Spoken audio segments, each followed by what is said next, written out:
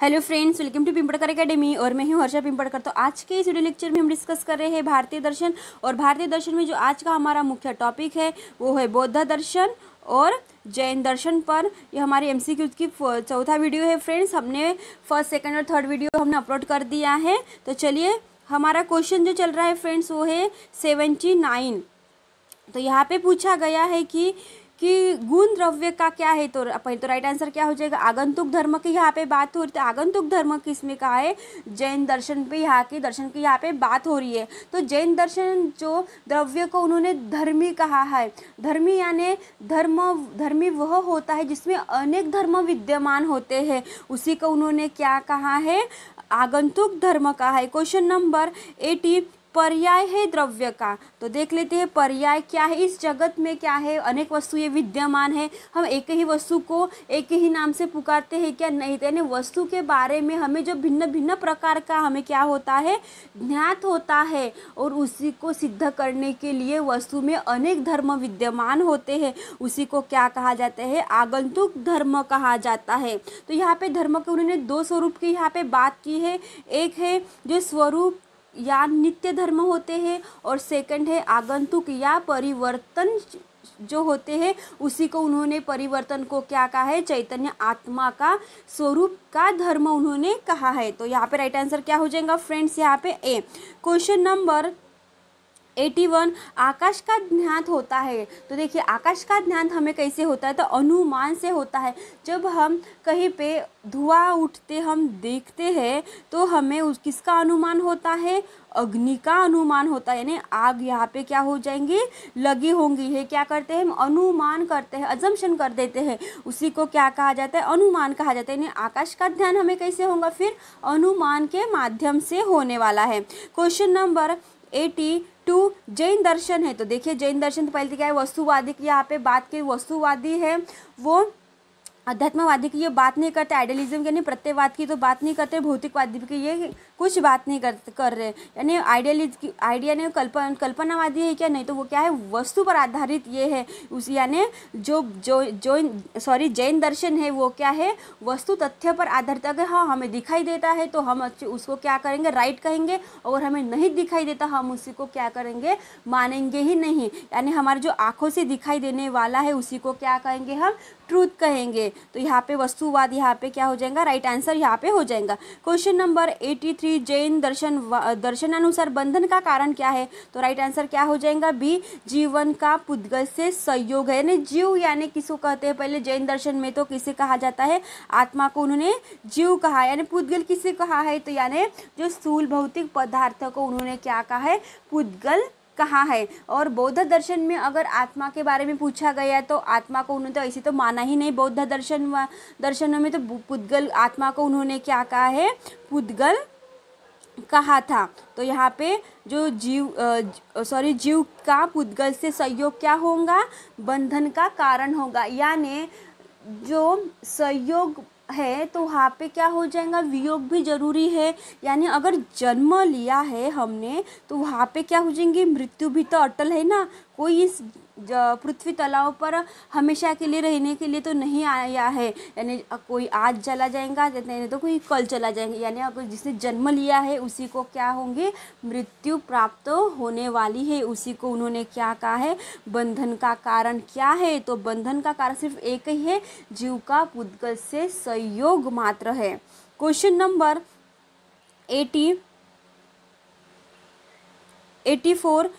बौद्ध दर्शन स्वीकार करते हैं। तो देखिए, बौद्ध दर्शन तो पहले किसको स्वीकार करते हैं, बी, स्वतः अप्रामाण्यवाद एवं परतः प्रामाण्य की यहाँ पे उन्होंने की क्या है, बात की है। क्वेश्चन नंबर 85, माध्यमिक जो संप्रदाय है वो क्या का संप्रदाय को स्वीकार करते हैं। तो देख लेती है, वो है विश्व को उन्होंने क्या कहा है, असत कहा है। यानी जो विश्व है, ये जगत है, वो क्या है, असत है यानी फॉल्स है।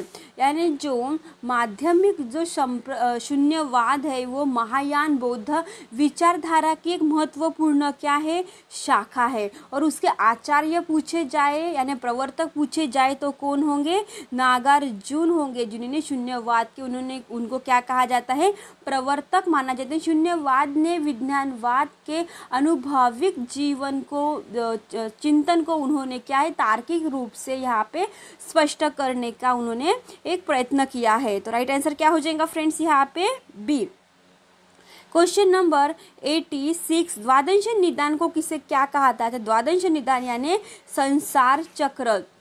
जी हाँ, जो बौद्ध दर्शन है उन्होंने 4 आर्य सत्य की यहाँ पे बात की थी। तो वो है दुख है तो दुख का कारण भी होगा, अगर दुख का कारण है तो दुख का क्या होगा, थर्ड इसमें उन्होंने कहा था कि दुख का निरोध भी जरूर होगा, और दुख का निरोध है तो निरोध का क्या हो जाएगा, उपाय भी होंगे। यानी जो संसार चक्र चलता है वो है फर्स्ट और सेकंड, इसमें उन्होंने संसार चक्र के क्या दिए हैं, कुछ नियम भी दिए हैं, किसमें दुख है और दुख का कारण भी है, जो 4 आर्य सत्य की उन्होंने जब बात की थी।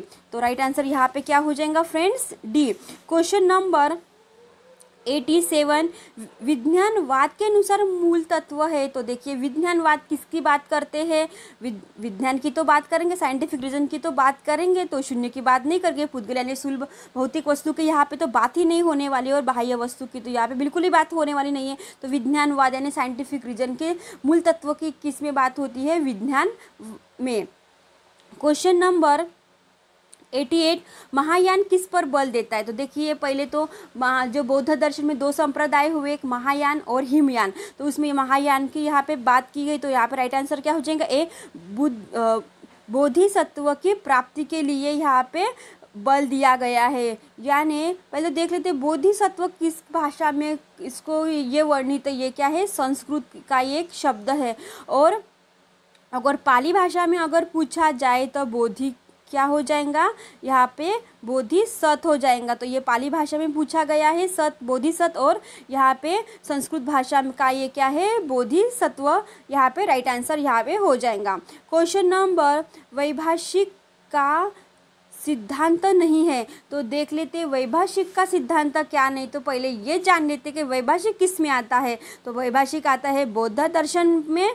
तो उन्होंने क्षणिकवाद की बात की है, नैरात्म्यवाद की बात की, तो बिल्कुल हो नहीं सकता। और इसमें किसकी बात नहीं है, तो यहाँ पे स्याद्वाद की बात नहीं, क्योंकि ये किसका है दर्शन, ये जैन का दर्शन है। ठीक है, ये जैन का दर्शन है स्याद्वाद। उन्होंने 7 स्याद की यहाँ पे बात की थी, और यहाँ पे पूछा गया है कि वैभाषिक का सिद्धांत नहीं है, तो यहाँ पे स्याद क्या हो जाएगा, हमारा राइट आंसर हो जाएगा।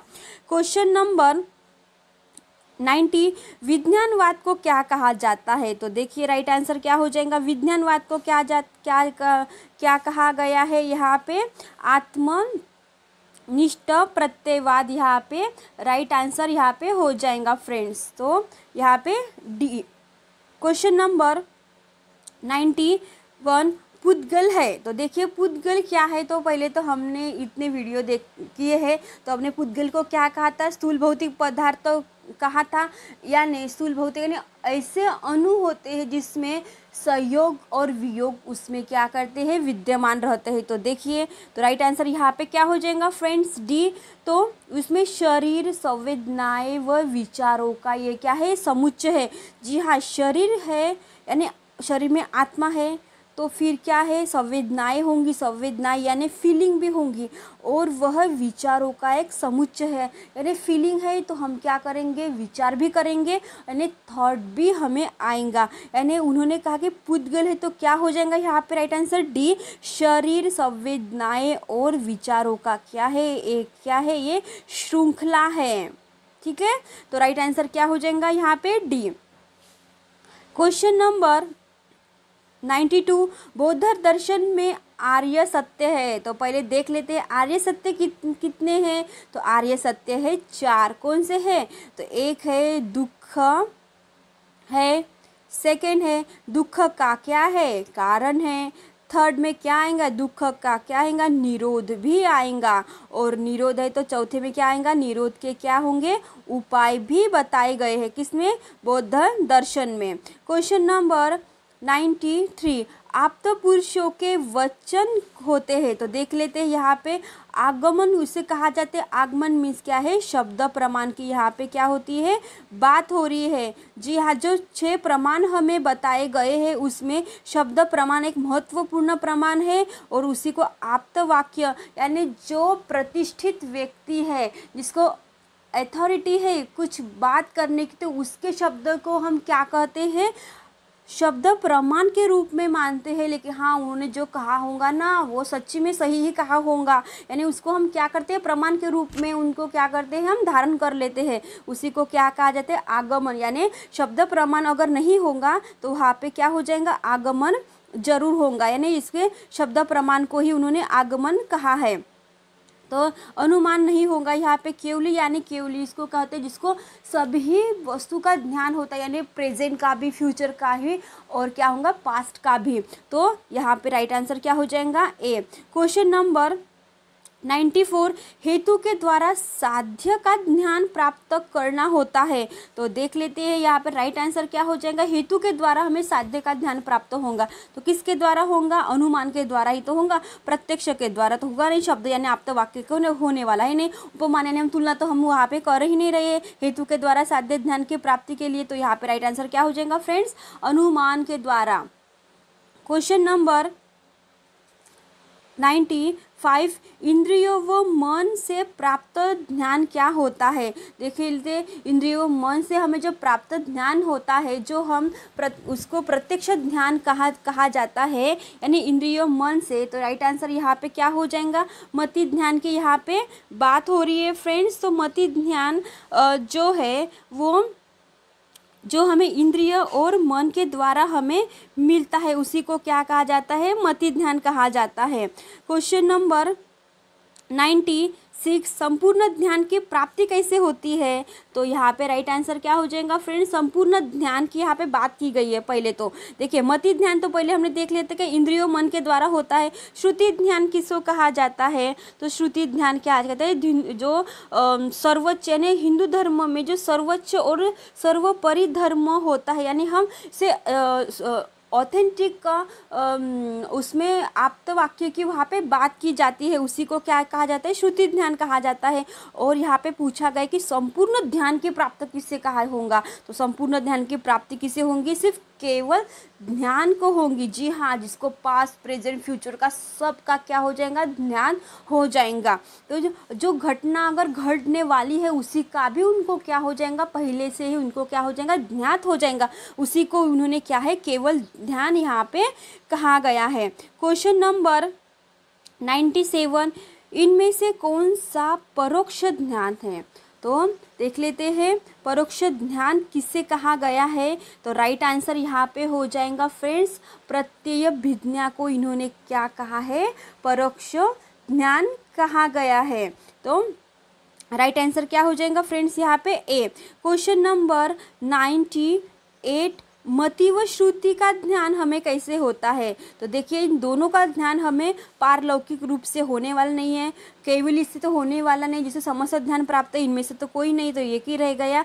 लौकिक ध्यान से हमें क्या होता है, मति और श्रुति का यहाँ पे ध्यान होने वाला है। क्वेश्चन नंबर 99, व्यावहारिक व पारमार्थिक ध्यान किसे कहते हैं। तो राइट आंसर यहाँ पे हो जाएगा फ्रेंड्स, पारमार्थिक ध्यान और व्यावहारिक ध्यान और पारमार्थिक की यहाँ पे जो राइट आंसर है वो है अपरोक्ष ध्यान की यहाँ पे बात की गई है। अपरोक्ष ध्यान में हमें क्या होता है, व्यावहारिक भी ध्यान होता है और पारमार्थिक भी ध्यान यहाँ पे होता है। क्वेश्चन नंबर 100, शून्यवाद के समान विचार वाला दर्शन है। तो देख लेती है, शून्यवाद के प्रवर्तक कौन थे, नागार्जुन थे।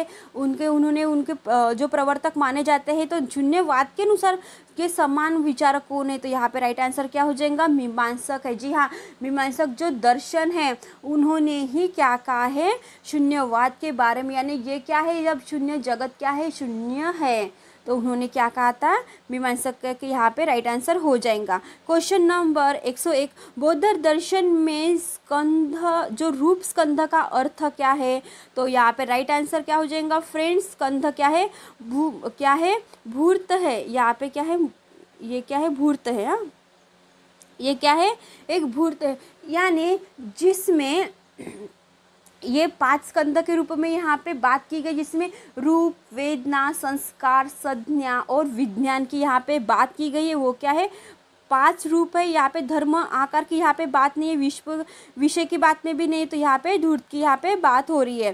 क्वेश्चन नंबर 102, बौद्ध दर्शन के अनुसार ध्यान स्वतः अप्रामाणिक होता है, क्योंकि देखिए बौद्ध दर्शन में है जो है स्वतः अप्रामाण्य की बात की गई है, तो राइट आंसर यहाँ पे क्या हो जाएगा, विकल्पनात्मक ज्ञान की यहाँ पे क्या करते हैं, बात की गई है। कौन, बौद्ध दर्शन में। क्वेश्चन नंबर 103, बौद्ध दर्शन के अनुसार स्वलक्षण का ध्यान हमें कैसे प्राप्त होता है, तो देख लेते स्वलक्षण का ध्यान हमें कैसे होगा, प्रत्यक्ष द्वारा ही तो होने वाला है। यानी स्वलक्षण, हम किसी चीज़ को हम जब से इंद्रियों से हम देखते नहीं, हमारे आंखों से देखते नहीं, प्रत्यक्ष के द्वारा हम जब तक उनको देखेंगे नहीं तो हमें उस वस्तु का ध्यान कैसे होने वाला है, तो यहाँ पे प्रत्यक्ष की यहाँ पे बात की गई है। क्वेश्चन नंबर 104, निम्नलिखित कथनों पर विचार कीजिए, तो देख लेते हैं निम्नलिखित कथनों पर यहाँ पे हमें बौद्ध दर्शन के अनुसार सही का हमें यहाँ पे चयन करना है, तो यहाँ पे राइट आंसर क्या हो जाएगा फ्रेंड्स, केवल 2, यानी आत्मा की इकाई परिवर्तनशील मानसिक क्षणों के बहुत है, यानी अपरिचित है, यानी आत्मा की इकाई परिवर्तनशील है और मानसिक क्षणों के महत्व, जो क्षणों के बहुत तत्व पर ये क्या है, ये अपरिचित होती है। तो यहाँ पे राइट आंसर क्या हो जाएगा फ्रेंड्स, 2। देखिए सभी क्यों नहीं होने वाला, एक क्यों नहीं होने वाला है, यहाँ पे सभी वस्तु जो अस्तित्ववान है वो क्षणिक अथवा शाश्वत प्रवाह में होने वाले हैं, यानी सभी वस्तुएं जो है वहाँ पे क्षणिक, और जो है क्षणिक यानी क्षणभंगुर है, और जो शाश्वत है वो क्या है, शाश्वत यानी नित्य की यहाँ पे बात हो रही, तो ऐसा होने वाला है ही नहीं, तो इसलिए यहाँ पे राइट आंसर क्या हो जाएगा, 2 यानी बी। क्वेश्चन नंबर 105, बुद्ध को अतियों के बीच एक मध्य मार्ग खोजना है, तो ये क्या है, तो यहाँ पे राइट आंसर क्या हो जाएगा, यहाँ पे राइट आंसर हो जाएगा डी को फ्रेंड्स। यहाँ पे सत और असत, यानी इनको एक सत मार्ग है और असत मार्ग है, अगर यहाँ पे उनको चलना है तो उन्होंने क्या कहा है, मुझे मध्यम मार्ग अपनाना चाहिए, यानी उन्होंने मध्यम मार्ग की यहाँ पे हमें बात की है उन्होंने, तो राइट आंसर क्या हो जाएगा फ्रेंड्स हमारा डी। क्वेश्चन नंबर 106, बौद्ध मत के अनुसार भव चक्र क्या है, तो देख लेते हैं भव चक्र किससे कहा जाता है, यानी जो हमारे जो सर्कल चलते हैं ना, अगर हमें ज्ञान प्राप्त हो गया है तो हम उसी के बारे में हम बात करने वाले हैं क्या, नहीं, तो हम क्या कहें, अज्ञात है, अज्ञान होंगी तो ऐषणा भी जरूर होंगी, ऐषणा है तो क्रिया भी होंगी, और क्रिया है तो क्या हो जाएंगे, फिर हमारा पुनर्जन्म हो जाएगा। ये क्या है, एक सर्कल यानी भव चक्र की यहाँ पे बात की गई है, यानी एक हमारे जीवन में एक सर्कल चलते रहता है, और अज्ञात है, अननॉलेज है, तो हम क्या करेंगे, अलग रास्ते पे चले जाएंगे। अगर हमें मालूम है कि इस रास्ते पे हमें जाकर खतरा होने वाला है तो हम क्या करेंगे, हमारा रूट ही बदल देंगे। तो इसीलिए बौद्ध दर्शन का ये महत्वपूर्ण भवचक्र है, तो उन्होंने 12 उसकी अंग की यहाँ पे बात की थी, इसलिए पे राइट आंसर क्या हो जाएगा यहाँ पे डी, अज्ञान, ऐषणा, क्रिया और पुनर्जन्म की यहाँ पे बात हो रही है। क्वेश्चन नंबर 107, ये लास्ट क्वेश्चन है फ्रेंड्स इस वीडियो का। तो बौद्ध दर्शन के द्वादश निदान सिद्धांत में नामोरूप संकेत करता है, तो यहाँ पे राइट आंसर क्या हो जाएगा, नामोरूप संकेत है, द्वादश निदान की यहाँ पे बात की है, वहाँ पे केवल मानसिक तत्वों को ही यहाँ पे स्वीकार किया जाता है, किसमें, द्वादश सिद्धांत में। तो ये किसका है, बौद्ध दर्शन का एक महत्वपूर्ण सिद्धांत जिसमें केवल मानसिक तत्वों को ही यहाँ पे क्या हो जाती है, बात की जाती है। तो इस वीडियो में फ्रेंड्स हमने बौद्ध दर्शन और जैन दर्शन के महत्व जो पूर्ण क्वेश्चन है यूजीसी नेट में हमेशा ही पूछे जाते हैं, भारतीय दर्शन यानी इंडियन फिलोसॉफी के। तो यहाँ पे हमने बहुत अच्छे से डिस्कस किए हैं। तो thank you for watching my video. और फ्रेंड्स, हमारा जो यूट्यूब चैनल है पिंपलकर एकेडमी, उसे लाइक, शेयर और कमेंट्स करना ना भूलिए और सब्सक्राइब करना बिल्कुल भी ना भूलिए फ्रेंड्स। तो चलिए, thank you for watching my video.